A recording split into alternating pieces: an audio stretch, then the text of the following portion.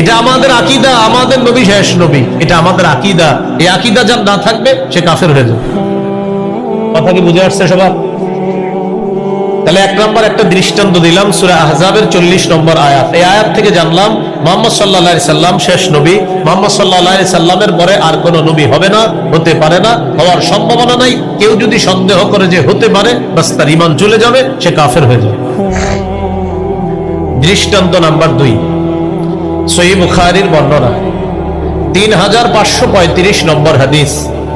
এই হাদিসের মধ্যে আছে قال رسول الله صلى الله عليه وسلم إن مثلي ومثل الأنبياء من قبلي كمثل رجل بنى بيتا فأحسنه وأجمله إلا موضع لبنة في زاوية।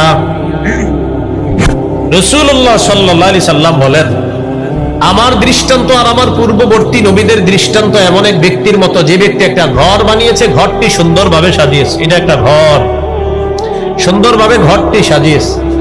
ঘরের কোনায় একটা ইটের জায়গা বাকি আছে, বলেন ঘর সমাপ্ত না অসমাপ্ত? ফাজাআলান নাসু ইয়াতুফুনা বিহি ওয়া ইয়াজাবুনা লা ওয়া ইয়াকুলুনা হাল্লা উদিয়াত হাদিহিল লাবিনা। মানুষ এই সুন্দর ঘরটির চারপাশে ঘুরতে যায়, ঘরটার চারপাশে ঘুরে আর আশ্চর্য হয়, এত সুন্দর একটা ঘর, ঘরের কোনায় ইটটা কেন লাগানো হলো না? আশ্চর্য হয়। আমাদের নবী বলেন, আনাল্লাবিনা, আমি হলাম সেই ইট। সুবহানাল্লাহ, বলেন কি বললেন? আমি হলাম।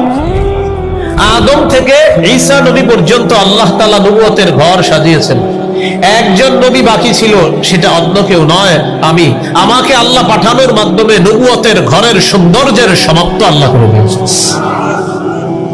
এরপরে নবী বলেন, আনা খাতামুন নাবিয়্যিন লা নাবিয়্যা বাদি, আমি শেষ নবী, আমার পরে আর কোনো নবী হবে না।